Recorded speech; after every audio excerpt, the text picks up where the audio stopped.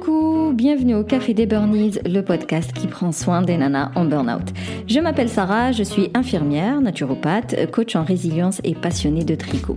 Et ma mission est de t'aider à déculpabiliser, à sortir de ton isolement pour recharger tes batteries et être enfin épanoui.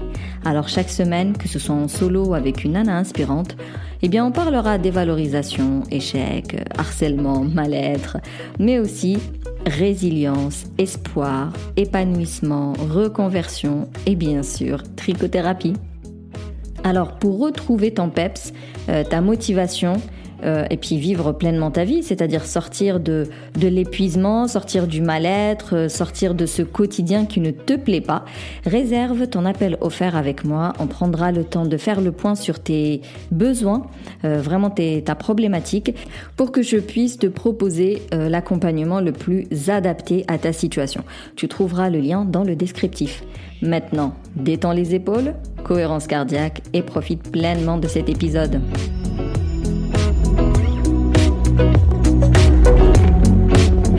Alors aujourd'hui j'ai envie de te parler des affirmations positives parce que la fin de l'année arrive, donc les fêtes de fin d'année arrivent et je sais que tu vas en avoir besoin de ces affirmations-là pour surmonter le stress qui va grandir malheureusement. Plus les fêtes de fin d'année vont arriver, plus l'organisation, les préparatifs, l'idée de savoir que tu vas voir des gens peut-être avec lesquels tu te sens pas à l'aise, l'idée de te remémorer des anciennes réunions de famille qui se sont mal passées, tout ça fait que le cerveau, il va vachement se concentrer sur tout ce qui peut mal se passer, tout ce qui s'est mal passé.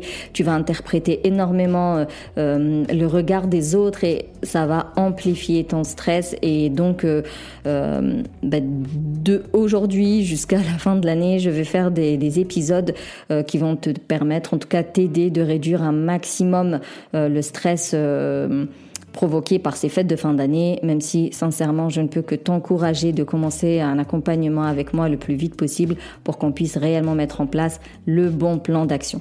Ceci dit, les affirmations positives restent quand même un outil, une technique de performance pour réduire le stress ou au moins pour préparer au mieux un événement qui t'est hostile pour une raison ou pour une autre.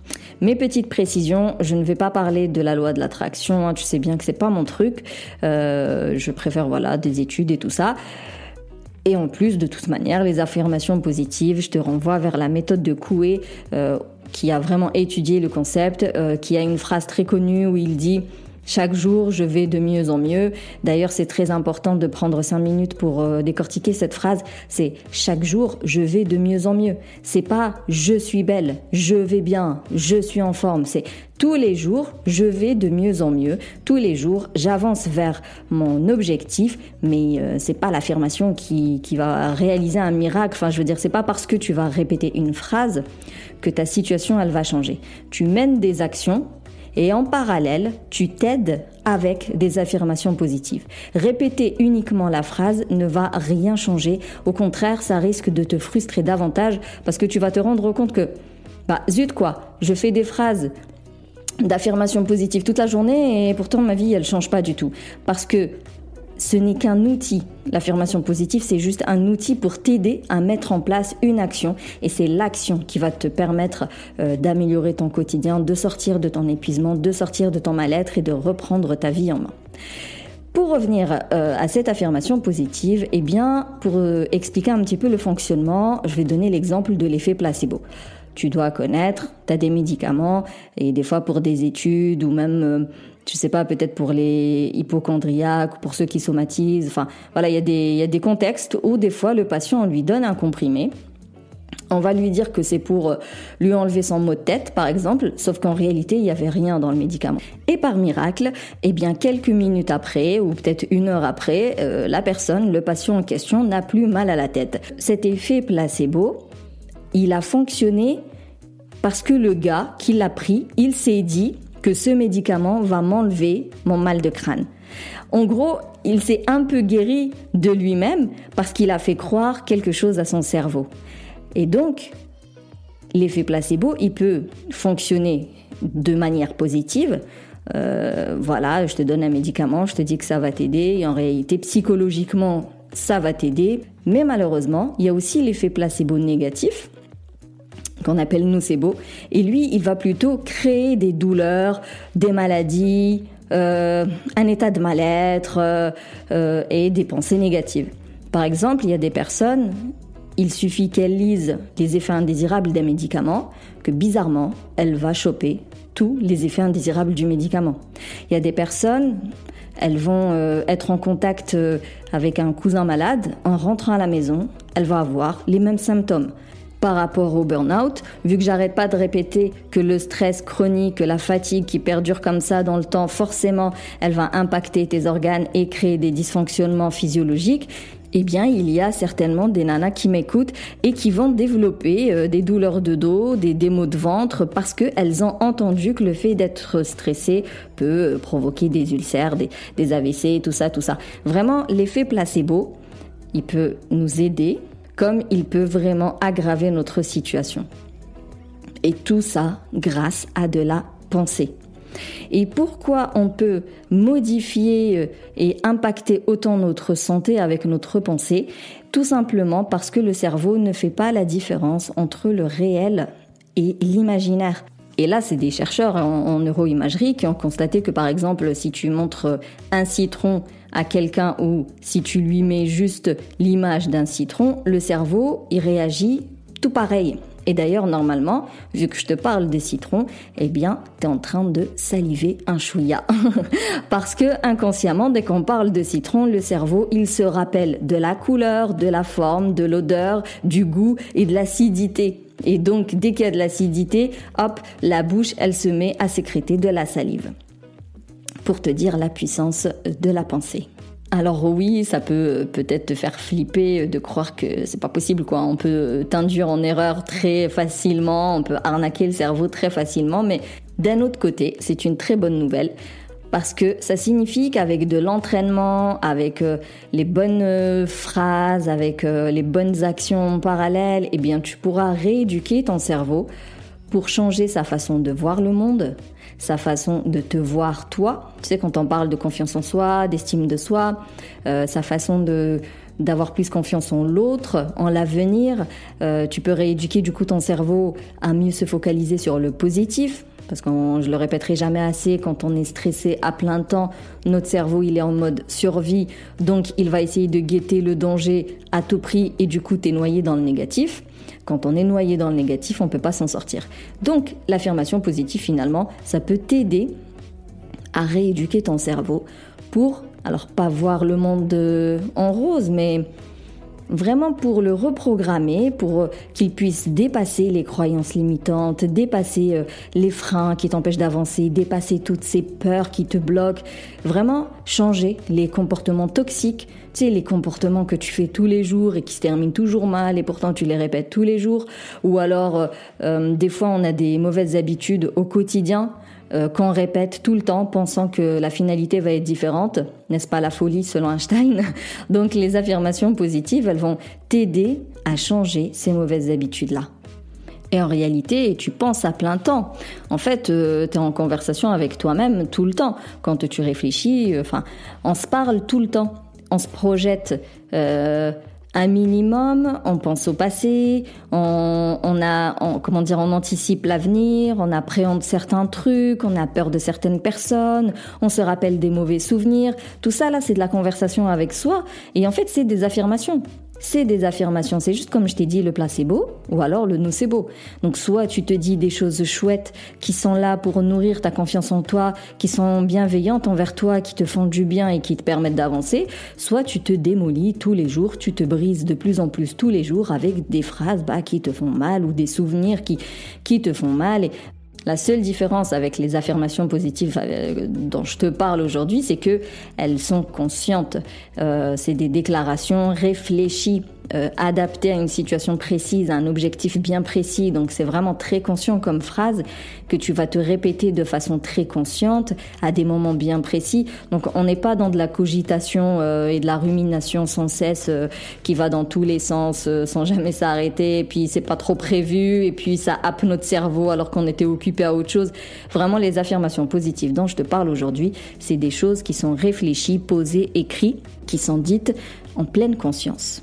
Mais encore une fois, et je veux vraiment insister là-dessus, il suffit pas de répéter des phrases sympas pour améliorer la qualité de ta vie. Il ne suffit pas de dire « aujourd'hui je vais bien » pour que réellement tu te sentes bien. Les affirmations positives, c'est une technique, c'est un outil. Mais c'est un outil qui doit être associé à une action. Je dirais même à un plan d'action en réalité.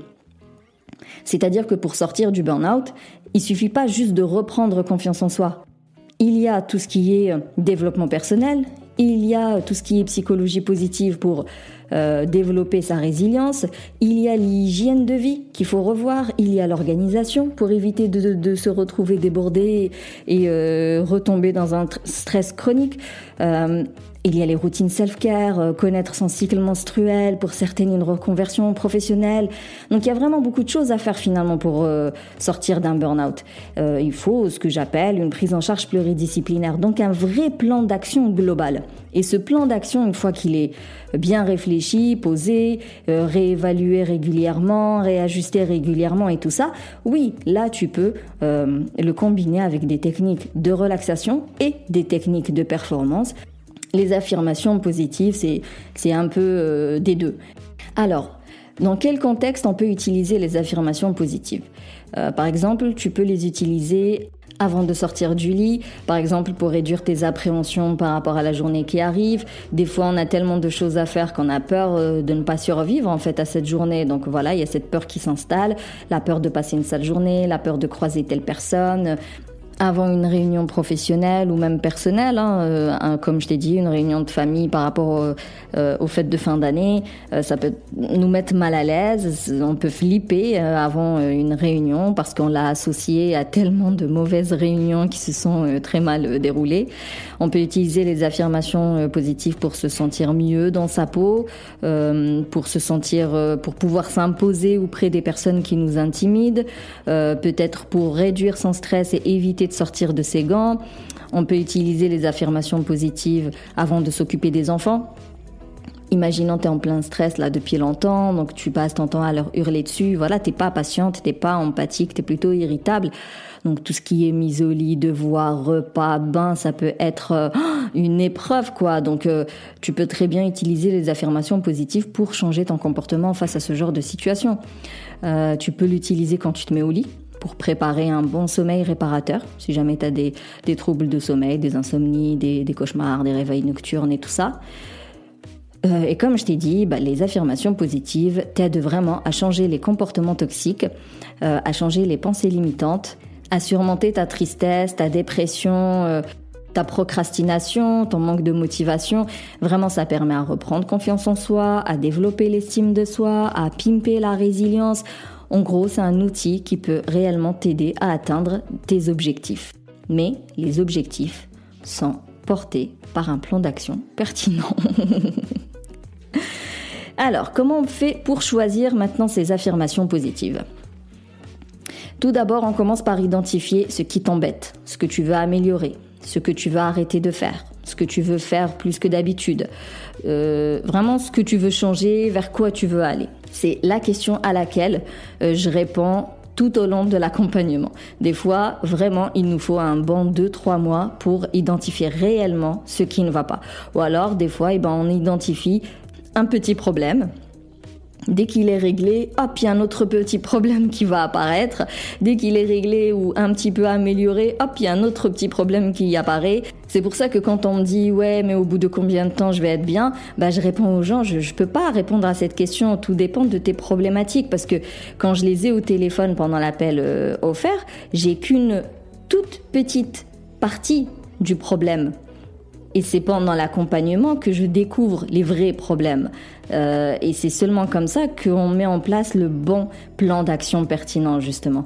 Mais au bout d'un appel de 30 minutes, je ne peux qu'avoir, comment on dit déjà, la partie visible de l'iceberg, quoi. C'est durant l'accompagnement que je découvre ce qui se cache en dessous.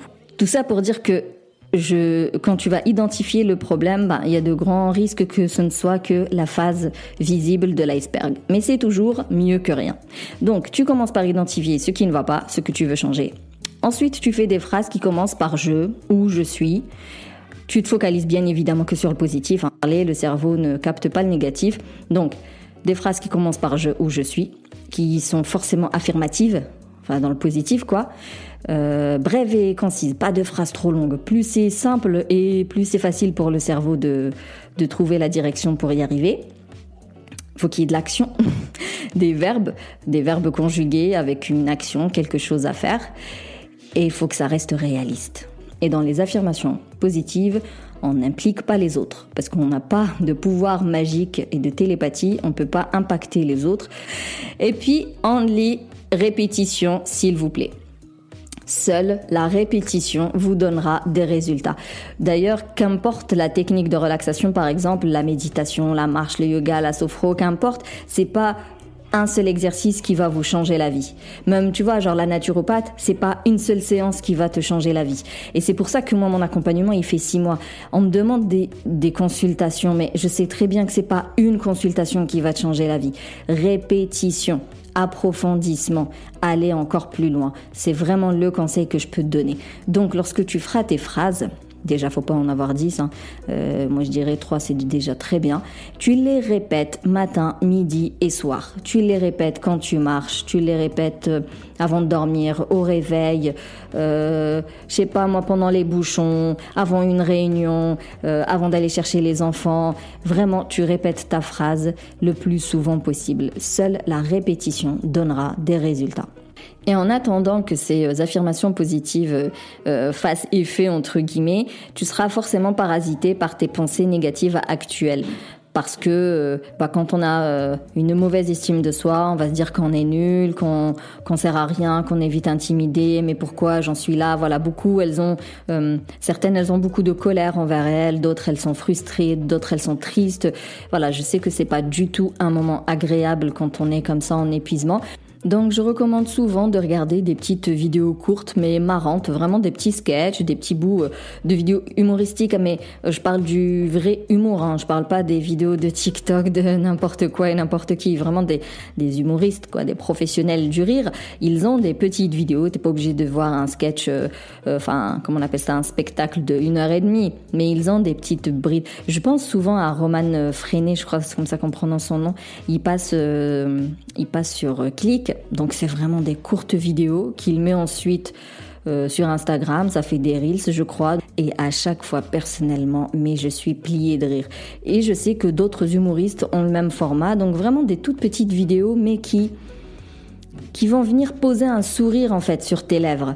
Et il y a des études qui disent que juste avoir un sourire, vraiment, tu sais, étiré comme ça la bouche, c'est-à-dire il y en a, ils font même, il y a un yoga du rire, il me semble, où limite tu te forces à sourire parce que quand tu souris, ça vient stimuler je sais plus quel muscle, qui vient activer je sais plus quelle hormone. Bon, j'avoue, je suis pas très calée sur le sujet, mais attends, je crois que c'est l'université du Kansas qui a fait cette étude.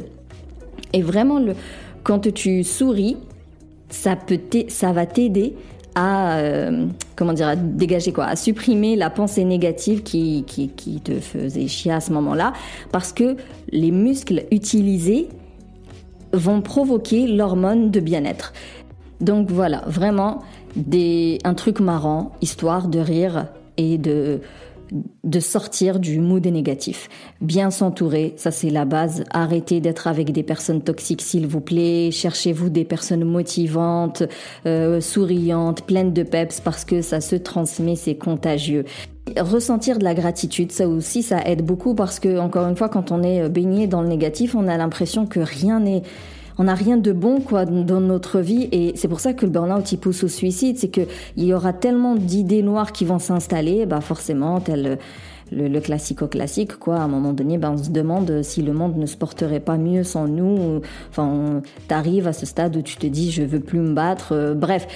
Donc, ressentir de la gratitude, ça rejoint un petit peu à trouver le positif dans chaque événement négatif, mais ressentir de la gratitude, c'est encore plus. C'est-à-dire vraiment, tu remercies quelque chose ou quelqu'un en fonction de si t'es spirituelle, religieuse ou pas du tout, tu vois. Bref, tu trouves ton truc et à chaque fois dans ta journée, tu identifies entre 3, 5, 10, on s'en fout du chiffre, mais identifie un nombre de choses pour lesquelles tu es reconnaissante, pour lesquels tu peux ressentir de la gratitude. Et ça peut être des trucs tout bidons, mais vraiment tout simples. J'ai eu mon bus alors qu'habituellement je le rate. Je me suis levée, 10 minutes après mon réveil alors que d'habitude c'est 30. J'en sais rien, mon fils, il n'a pas hurlé pendant le petit déjeuner. Qu'est-ce qu'il peut y avoir? Quand je suis arrivée au boulot, le café il était déjà là, donc j'ai pu me servir. J'ai pas attendu, j'ai pas dû le faire moi-même. Vraiment, ça peut être des choses assez simples, mais quand, encore une fois, elles s'accumulent, ça met de la joie dans le cœur. Et bien sûr, les citations positives. Alors, t'as plein de calendriers, t'as des podcasts, t'as des vision boards, il y en a, ils font des fonds d'écran, des albums photos que tu peux regarder régulièrement. C'est pas ce qui manque, des sources comme ça de positivité au quotidien. Et je terminerai par un conseil que les gens n'aiment pas. Je sais que vous n'aimez pas trop quand je vous parle de ça, mais c'est tellement véridique. À un moment donné, il faut se responsabiliser en fait. Arrêter de se victimiser, arrêter de dire « Ah, je vais pas bien, je vais pas bien, je vais pas bien ». C'est un fait. Personne ne remet en question ça.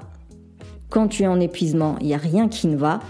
Et même si tu as ta part de responsabilité et il y a la part de responsabilité de l'autre. Tu vois, si t'es harcelé, forcément, il y a un harceleur. Si t'es surmené de boulot, forcément, il y en a un qui t'en a mis trop dans le dos.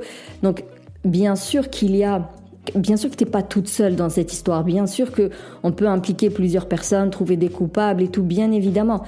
Mais encore une fois, il faut te dire que ça a été ta manière de réagir. C'est-à-dire que quelqu'un qui va donner plein de dossiers à l'employé A et à l'employé B, l'employé A, parce qu'il avait déjà quelques failles, parce qu'il était un petit peu vulnérable, parce que il va prendre toute cette charge de boulot, il va se donner à fond pour y arriver, alors que l'employé B, il va regarder son boss, il va lui dire non, moi j'ai pas le temps de faire tout ça, c'est pas possible, je prends que ces 3-là et je vous laisse ces 3-là par exemple. Donc il y a aussi notre attitude, notre réaction, nos comportements face aux déclencheurs de stress. Comprenez que le fait de prendre conscience de cette part de responsabilité, c'est pas pour vous lyncher, quoi, t'as vu, c'est de ta faute. Non, ça te permet de comprendre que finalement, tu as choisi de réagir comme ça à ce moment-là, mais ça veut dire que tu peux réagir autrement. Ça veut dire que tu peux changer ces comportements-là, tu peux changer ces pensées-là. Donc j'ai envie de dire, tout va bien en fait. C'est-à-dire qu'il y a de l'espoir, c'est-à-dire qu'il y a des possibilités d'aller mieux, il y a des possibilités d'améliorer ta vie. Vraiment, quand je dis responsabilisez-vous, c'est pas pour réprimander ou je sais pas quoi, mais vraiment comprenez que finalement, vous avez le choix et vous avez la possibilité d'améliorer ce qui ne va pas aujourd'hui. Donc, pour récapituler l'épisode d'aujourd'hui qui portait sur les affirmations positives, petit 1, ça ne fonctionne pas tout seul, il faut un plan d'action pertinent à côté. Petit 2, des affirmations, en fait, t'en fais tout le temps, tous les jours, sauf que dans 80% des cas, c'est pour te descendre. Nous, ce qu'on veut, c'est des affirmations positives qui te permettent d'aller mieux, de répondre à une problématique, soit réduire un stress, soit tenir dans le temps une habitude, soit mieux dormir, soit mieux vivre certaines situations. Voilà, on veut quelque chose qui nous aide.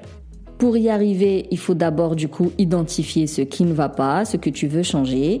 Ensuite, tu fais une phrase qui commence par je ou je suis. Tu te focalises sur le positif, bien évidemment. Plus c'est clair, plus c'est concis, plus le système d'activation réticulaire fonctionnera. C'est-à-dire ce système, ce GPS, le cerveau, quand tu lui donnes une phrase et que tu lui répètes cette phrase, c'est comme si tu lui donnais la route à prendre pour arriver à cette phrase. Et c'est pour ça qu'il faut un plan d'action pertinent. La phrase et le plan d'action, c'est genre le GPS pour le cerveau pour qu'il puisse arriver à destination, ton objectif que tu veux atteindre.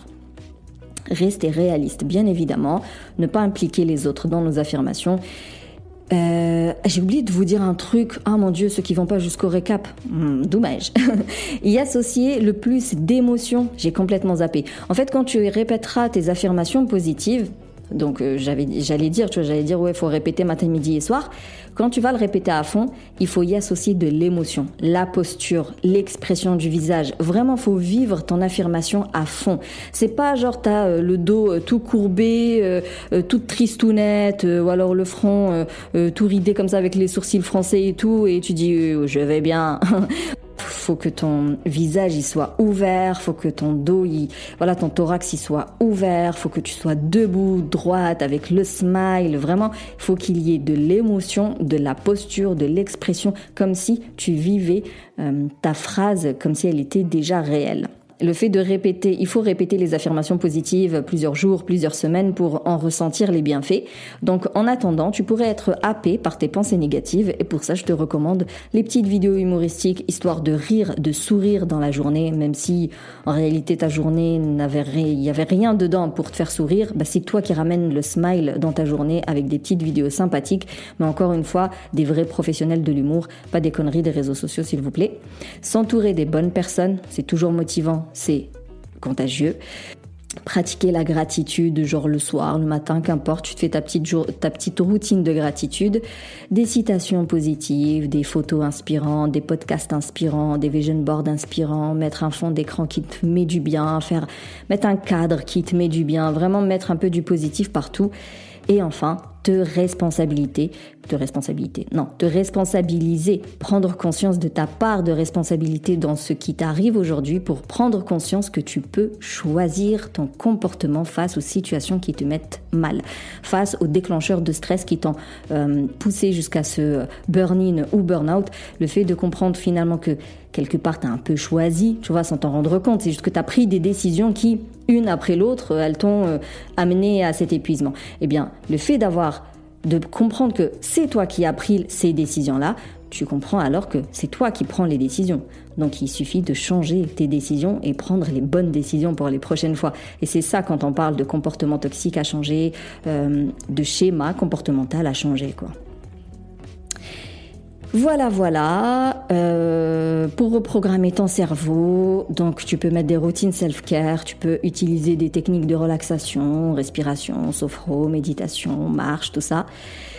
Tu te rappelles que cette situation, elle est temporaire, donc tu dis pas « je suis en burn-out ». On le dit souvent, mais voilà, je traverse une période épuisante et stressante. Vraiment faire comprendre à ton cerveau que c'est temporaire. Souviens-toi que les choses peuvent s'améliorer quand tu mets tous les moyens tu mets les moyens de ton côté pour les améliorer. Et j'ai envie de dire, fais appel à moi pour y arriver, quoi.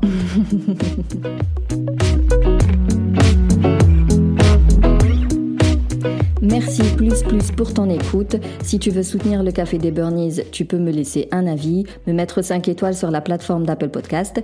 Tu peux partager cet épisode avec les personnes qui t'entourent, qui pourraient en avoir besoin. Si tu veux échanger sur cet épisode, je te donne rendez-vous en message privé par exemple sur Insta, mais je te conseille vraiment Telegram.